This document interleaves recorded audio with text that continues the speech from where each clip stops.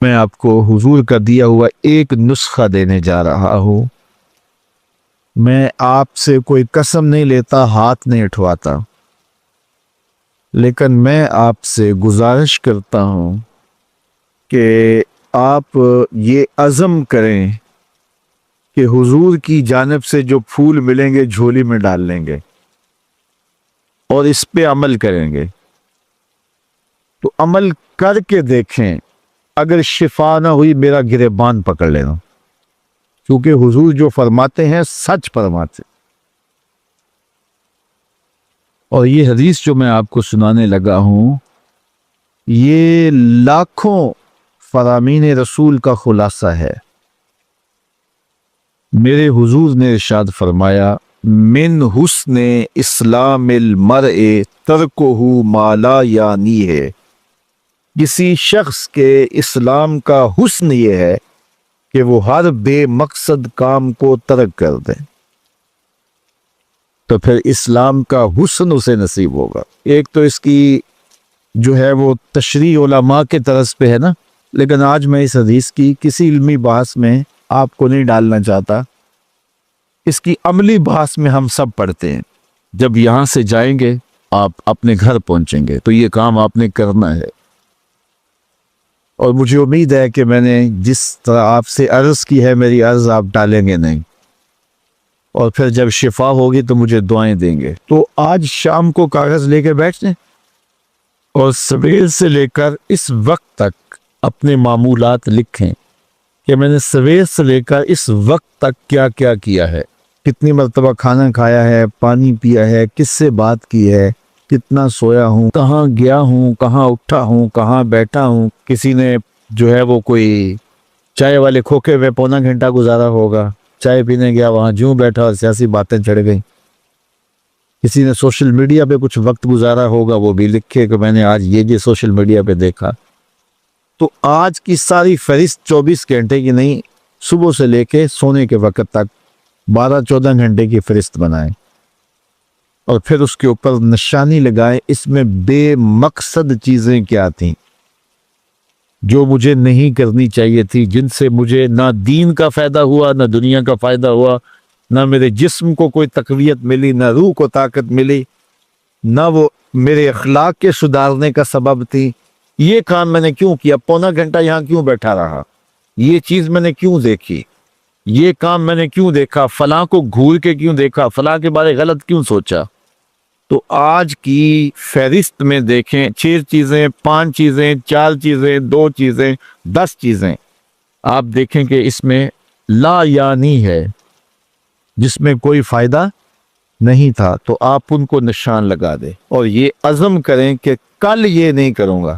اگلے دن پھر وہ تو آپ یقیناً نہیں کریں گے جب پکا ارادہ کر چکے ہیں، تو اگلے دن پھر معمول سے دن آپ کا گزرے، تو جب شام کا وقت ہو تو پھر دوبارہ کاغذ قلم لے کے بیٹھ جائیں اور لکھیں آج میں نے کیا کیا کیا۔ آج 8 چیزیں نکلی ہیں تو کل کوئی اور نئی چیزیں 5-4 اور آ جائیں گی، تو ان کو بھی کاٹ دیں کہ پرسوں یہ بھی نہیں کرنی۔ صرف 8 دن اگلے پیر تک روزانہ شام کو دن کے معمولات لکھیں اور ٹک کرتے جائیں کہ یہ ٹھیک میں نے کیا اور یہ میں نے غلط کیا ہے، اور یہ لا یعنی تھا، یہ میں نے کل نہیں کرنا۔ 8 دن گزرنے کے بعد جب آپ یہاں اگلے پیر آئیں گے تو آپ کا چہرہ تم تما رہا ہوگا۔ یہ صرف 8 دن کا نسخہ ہے، 8 دن یہ نسخہ استعمال کریں، آپ کو جینے کا مزہ آ جائے گا۔ صبح اٹھیں گے حشاش بشاش، سوئیں گے تو گوڑی نیند آئے گی، نہ دل پر کوئی بوجھ، نہ دماغ پر بوجھ، نہ کوئی ضمیر پہ بوجھ۔ تو پھر ظاہر ہے جو فارغ بچے گا وقت، آپ کہیں گے کس میں نے کھوکھے پہ بھی نہیں بیٹھنا، نائی والے حمام پہ بھی نہیں بیٹھنا، وہ فضول کام یہ بھی میں نے نہیں کرنا، تو پھر کیا کریں گے؟ تو وقت ایسے تو گزرتا نہیں، پھر محمد عربی پہ درود پڑھنے لگ جائیں، پھر قرآن کھول کے بیٹھ جائیں گے۔ ہم صرف 8 دن اس کی مشق کر کے دیکھ لیں۔ نبی رحمت صلی اللہ علیہ وآلہ وسلم نے ارشاد فرمایا کہ نظر شیطان کے زہر آلود تیروں میں سے ایک تیر ہے، اور اگر کوئی شخص اپنی نظر کی حفاظت کرتا ہے تو اللہ تعالیٰ جل شانہ اس کو عبادت کی لذت نصیب فرما دیتا۔ اگر کسی شخص کی نظر پاک نہیں رہتی تو اس کو سجدوں کی لذت نصیب نہیں ہو سکتی، اس کو قیام کا لطف نہیں مل سکتا، چاہے وہ سین حرم میں پڑھے یا مسجد نبوی میں پڑھے۔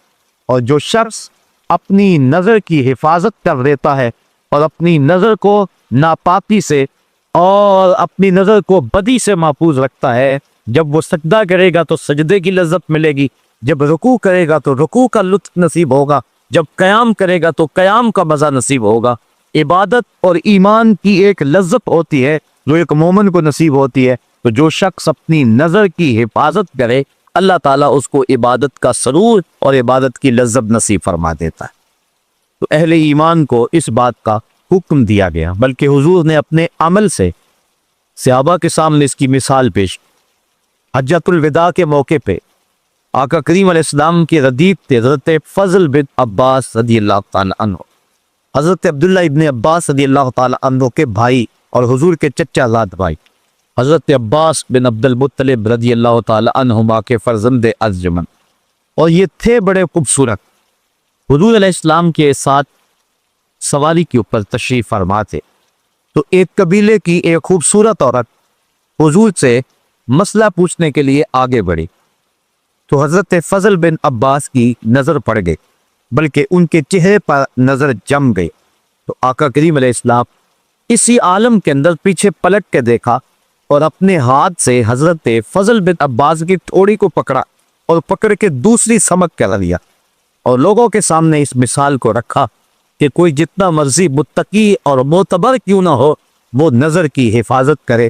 جس کی نظر پاک رہے گی اس کو باقی معاملات کے اندر خیر رہے گی، کیونکہ سب سے پہلے نظر بھٹکتی ہے، جب نظر بھٹکتی ہے تو خیال بہکتے ہیں، جب خیال بہکتے ہیں تو پھر انسان زنا کی طرف راغب ہوتا ہے۔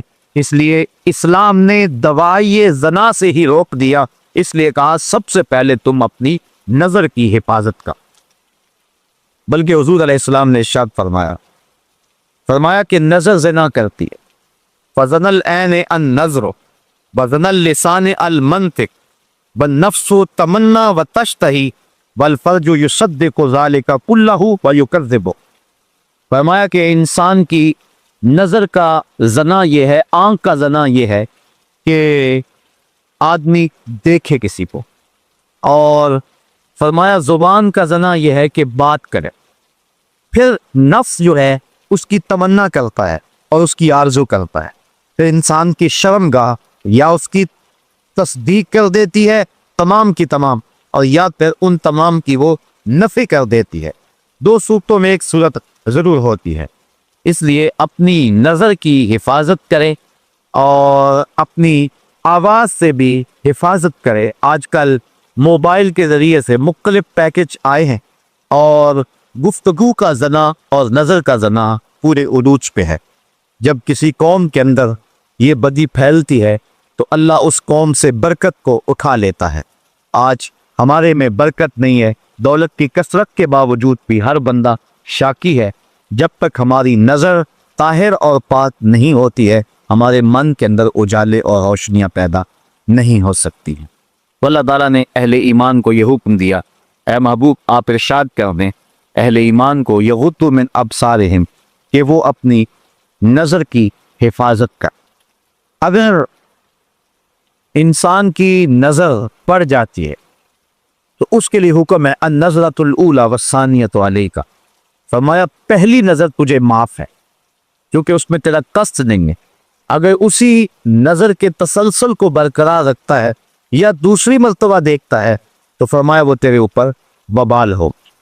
تو پہلی نظر کی معافی دی گئی، کیونکہ اسلام جو ہے وہ دین فطرت ہے، تو جہاں انسان کی جہاں کمزوری ہے، جہاں اس کی بے اختیاری ہے، وہاں چھوٹ دے دی گئی۔ لیکن اس کے بعد اگر اس نظر کا تسلسل برقرار رہتا ہے یا پھر دوسری نظر کوشش کر کے دیکھتا ہے اور تعاقب کرتا ہے تو پھر فرمایا وہ تیرے اوپر وبال ہے۔ اور وہ آنکھ جو غیر محارم کو دیکھتی رہی کل قیامت کے دن جہنم کی آگ سے بن بھی جائے۔ اور 3 آنکھیں حضور نے فرمایا قیامت کے دن کوئی آنکھ نہیں ہوگی جو رو نہیں رہی ہو، صرف 3 آنکھیں ہوں گی کہ جن میں آنسو نہیں ہوں گے اور جو نہیں رو رہی ہوں۔ ایک وہ نظر جو غیر محارم کی طرف دیکھنے سے بچی، دوسری وہ نظر جو اللہ جل شانہ کی راہ میں اس کے راستے کے اندر جاگتی رہے، پہرا دیتی رہے، سرحدوں کے اوپر محافظت کرتی رہے۔ اور تیسری وہ نظر، وہ آنکھ کہ خوف خدا میں مکھی کے سر کے برابر اس سے آنسو نکل آئے۔ تو فرمایا یہ 3 آنکھوں کے علاوہ باقی جتنی بھی آنکھیں ہیں وہ قیامت کے دن رو رہی ہوں۔ تو اپنی نظر کی حفاظت یہ بہت ضروری ہے، اور اللہ تعالیٰ نے قرآن مجید کے اندر یہاں خصوصیت کے ساتھ اس کا تذکرہ ارشاد فرمائے، وَيَحْفَظُوا فُرُوجَهُمْ ذَلِكَ أَزْكَىٰ لَهُمْ، اور اپنی شرمگاہ کی حفاظت کر، یہ بہتر ہے ان کے لیے۔ ان اللہ خبیر بما یصنعون، بے شک اللہ ان کے کاموں کی خبر رکھتا ہے۔ یعنی اگر تم اپنی نظر کو محفوظ نہیں رکھ پاتے تو مت سمجھو کہ کسی نے دیکھا نہیں ہے، تمہارا رب دیکھ رہا ہے، اس کی نظر سے کوئی شے پوشیدہ نہیں ہے، ایک ایک چیز لکھی جا رہی ہے اور اس کا حساب کل تمہیں دینا پڑے۔ تو فرمایا وہ جانتا ہے، وہ دیکھتا ہے، اگر تم بچ جاؤ تو پھر بھی دیکھ رہا ہے، اور اگر تم نہ بچو تو وہ پھر بھی دیکھ رہا ہے۔ تو یہ اہل ایمان کو حکم دیا گیا۔ دوسری طرف عورتوں کو حکم دیا گیا، وَقُلْ لِلْمُؤْمِنَاتِ يَغْضُضْنَ مِنْ أَبْصَارِهِنَّ، اور اے محبوب مسلمان عورتوں کو بھی حکم دیں کہ وہ بھی اپنی نظروں کو نیچا رکھے۔ اگر مرد کو روکا گیا ہے کہ وہ غیر محرم عورت کی طرف نہ دیکھے، تو عورت کو بھی روکا گیا ہے کہ وہ غیر محرم مرد کو نہ دیکھے۔ حضرت ام سلمہ رضی اللہ تعالی عنہ حضور کی زوجہ محترمہ ہیں، حضرت میمونہ رضی اللہ تعالی عنہ کے گھر گئیں، اور وہ بھی حضور کی زوجہ ہیں۔ تو حضرت عبداللہ ابن مکتوم آئے تو یہ ان کو دیکھنے لگے، تو حضور علیہ السلام نے فرمایا کہ پردہ کرو۔ حیرت سے عرض کی حضور یہ تو نابینے ہیں۔ حضور علیہ السلام نے فرمایا یہ نابینے ہیں، تم نابینا تو نہیں ہو۔ یعنی عورت کو بھی منع کر دیا کہ تو مرد کو نہ دیکھے، بلکہ حضور نبی رحمت صلی اللہ علیہ وآلہ وسلم کی پیاری صاحبزادی سیدہ فاطمہ الزہرا رضی اللہ تعالی عنہا سے پوچھا گیا کہ عورت کے لیے بہترین پردہ کیا ہے؟ تو سیدہ فرمانے لگی کہ عورت کا بہترین پردہ یہ ہے کہ نہ وہ مرد کو دیکھے اور نہ کوئی مرد اس کو دیکھے۔ بلکہ حضرت فاطمہ رضی اللہ تعالی عنہا اس وجہ سے پریشان رہا کرتی تھی کہ اب تو میں اپنے پردے کی حفاظت کرتی ہوں، جب موت طاری ہو گئی تو پھر اس کے بعد چارپائی کے اوپر اٹھا کر کے قبرستان میں لے جاتے ہیں، اور عورت کے جسم کی ڈیل ڈھول جو ہے اس کو مرد دیکھتے ہیں، تو میرے لیے یہ بھی پریشانی کا باعث ہوگا۔ تو وہ اس معاملے میں سخت متفکر رہا کرتی تھی۔ حضرت اسماء بنت امیس رضی اللہ تعالی عنہا سے انہوں نے ایک دن یوں بات کی، تو وہ فرمانے لگی کہ میں نے حبشے کے اندر لوگوں کو دیکھا ہے کہ وہ عورتوں کے لیے ایک خاص ڈولی ہے، اور آپ نے کہا کہ میں آپ کو بنا کے دکھا دیتی ہوں۔ انہوں نے کھجور کی 4 شاخیں منگوائیں اور پھر چارپائی کے 4 پایوں کے ساتھ باندھ دی اور اس کو آپس میں جوڑ دیا، اور اس کے اوپر پردہ ڈال دیا، اور کہا کہ میں نے یوں حبشہ کے اندر دیکھا ہے۔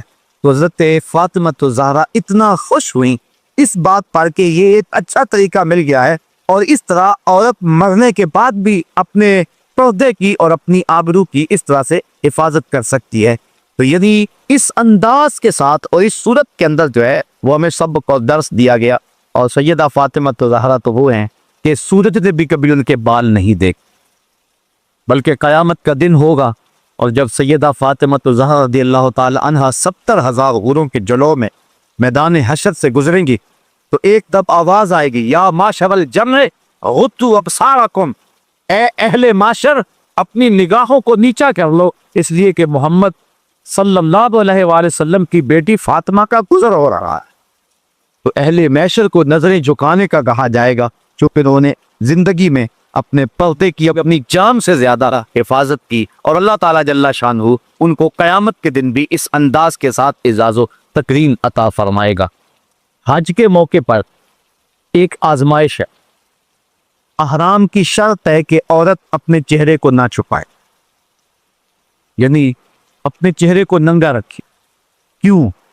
اس لیے کہ امتحان گاہ میں مرد اور عورت کھڑے ہوتے ہیں، اللہ کا گھر سامنے، اللہ دیکھنا چاہتا ہے میرا بندہ میرے سے ڈر کر کے اپنی نظر کی حفاظت کرتا ہے کہ نہیں کرتا۔ ایک طرف عورت کو کہا کہ چہرہ نہیں چھپانا، اور دوسری طرف مرد کی آزمائش ہے کہ تو نظر کی حفاظت کرنا. وہ ایک مشق کروائی جا رہی ہے کہ حج کے بعد اس کو کف پتھر کی عادت پڑ جائے اور وہ اللہ تعالیٰ کے بابرکت گھر کے سامنے جو مزاج پختہ کر کے آیا ہے بعد میں بھی اس مزاج پر عامل رکھے. لیکن حضرت عائشہ رضی اللہ تعالیٰ عنہ فرماتی کہ احرام کی شرط تھی چہرہ ننگا رکھنا، لیکن جب مرد ہمارے سامنے آتے تھے تو ہم کسی پنکھے کے ساتھ، وہ جو دستی پنکھا ہوتا ہے، اور کسی ایسی چیز کے ساتھ یا کپڑے کے ساتھ، یعنی چہرے کو تو لگا نہیں سکتے، اس سے تو جو ہے وہ پھر دم پڑ جائے گا اگر چہرہ چھپ گیا ہے، تو دور کر کے مردوں کے سامنے کر دیتے تھے کہ اس حالت میں بھی وہ ہمارا چہرہ نہ دیکھ سکے. حضرت سیدہ فاطمہ زہرا رضی اللہ تعالیٰ عنہ کا پردہ، حضرت عائشہ رضی اللہ تعالیٰ عنہ کا پردہ، بلکہ مشکات کتاب الجنائز کی آخری روایت حضرت عائشہ رضی اللہ تعالیٰ عنہ فرماتی کہ حضور کے وصال کے بعد، حضرت سیدنا صدیق اکبر کے وصال کے بعد بھی، میں جب ان کی قبور پر زیارت کے لیے جاتی تو میں معمولی اوڑھنی اوڑھ کے چلی جاتی، اس خیال سے کہ ایک میرا شوہر ہے اور دوسرا میرا والد ہے، تو میں معمولی اوڑھنی اوڑھ کر کے وہاں چلی جایا کرتی، حضور کی تربت انور کی زیارت کیا کرتی. تو میں پھر کچھ عرصہ گزرا کہ حضرت عمر فاروق رضی اللہ تعالی عنہ کی بھی تدفین ہو. اب ام المومنین کیا فرماتی ہیں فواللہ ما دخلتہ الا وانا مشدودۃ علی ثیابی حیاء من عمر، کا اس کے بعد جب بھی میں جاتی تو موٹا کپڑا لے کر جاتی، مجھے حضرت عمر سے حیا آیا کرتی تھی. ایک تو یہاں حضرت ام المومنین کا عقیدہ سمجھیے، اور دوسرا حیاتی کیفیت یہ ہے کہ حضرت عمر فاروق رضی اللہ تعالی عنہ سے، جو کہ قبر میں ہے اور مٹی کے کتنے پردے ہیں اوپر، لیکن فرمایا اس کے باوجود میں اوڑھنی اوڑھ کے جایا کرتی تھی کہ مجھے حضرت عمر فاروق سے حیا آیا کرتی تھی. اللہ کے محبوب علیہ السلام نے ارشاد فرمایا کہ نساء کاسیات عاریات مائلات ممیلات رؤوسہن مثل اسنمۃ البخت لا يدخلن الجنۃ ولا یجدن ریحہا. فرمایا بہت ساری عورتیں کہ جنہوں نے کپڑے تو پہنے ہوئے ہیں لیکن ان کا لباس اس طرح کا ہے کہ ان کے ابھار اور ان کی پردے والی چیزیں ظاہر ہوتی ہیں، وہ لوگوں کو اپنی طرف مائل کرنے والی ہیں اور لوگوں کی طرف مائل ہونے والی ہیں، اور ان کے سر ایسے ہیں جس طرح بختی اونٹوں کی کوہانے ہوں. حضور نے فرمایا کہ وہ عورتیں کبھی بھی جنت میں داخل نہیں ہوں گی، بلکہ وہ جنت کی خوشبو بھی نہیں پائیں. اور احادیث میں آتا ہے کہ جنت کی خوشبو 500 سال کی مسافت سے آنا شروع ہو جائے گی. ابھی بندہ 500 سال دور مسافت پہ ہوگا کہ جنت کی مہک آنا شروع ہو جائے. لیکن جو عورتیں لباس پہننے کے باوجود بھی پرہنا رہتی ہیں اور جو لوگوں کو مائل کرتی ہیں اور ان کی طرف مائل ہوتی ہیں، اقبال نے کہا تھا نوجوانہ چو دنا مشغول تن از حیا بیگانہ پیرانے کہن، کہ میری قوم کی حالت یہ، آج سے 60-70 سال قبل اقبال نے کہا میری قوم کی حالت یہ ہے کہ جو جوان ہیں وہ اپنے تن میں مشغول ہو گئے ہیں، ہر وقت تنگی پٹی میں لگے رہتے ہیں، ہر وقت وہ اپنے جسم کو سنوارنے میں لگے رہتے ہیں، جبکہ یہ وظیفہ عورتوں کا ہے، یہ مردوں کا نہیں ہے. لیکن بیوٹی پارلر پہ اب تو مرد بھی سج کے آتا ہے عورت کے ساتھ ساتھ. تو نوجوانہ چو زنا مشغول تن، اقبال کہتا ہے کہ جو مرد ہیں، جوان ہیں، وہ بھی عورتوں کی طرح اپنے تن میں مشغول ہیں. از حیا بیگانہ پیرانے کہن، اور جو بوڑھے ہیں وہ بھی حیا سے بیگانہ ہو گئے.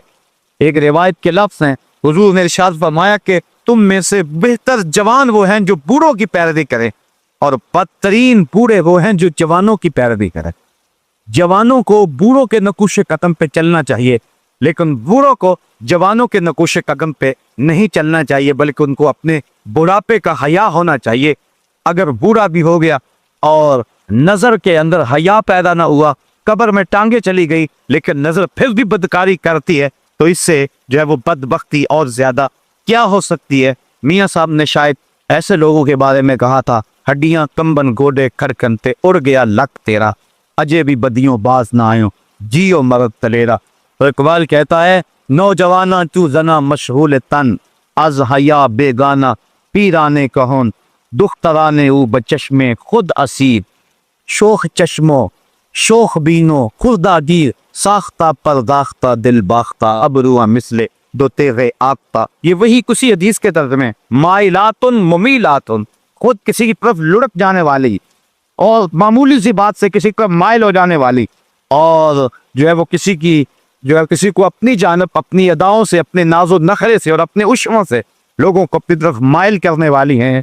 और हुजूर ने इरशाद फरमाया कि ये औरतें अपने सरों पर इस तरह जूड़े रखेंगी। देखिए हुजूर ने 1400 साल कबल ही ये बात बता दी, जिसका बुख्ती ऊँटों की कुहाने होती, और फरमाया कि ये औरतें ऐसी हैं जो जन्नत में जाना तो दूर की बात है, जन्नत की खुशबू भी नहीं पा सकेंगी।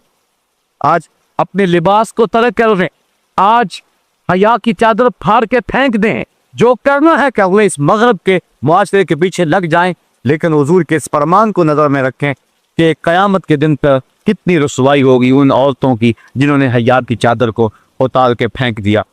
बल्कि आइए हम हुजूर के दौर को देखते हैं।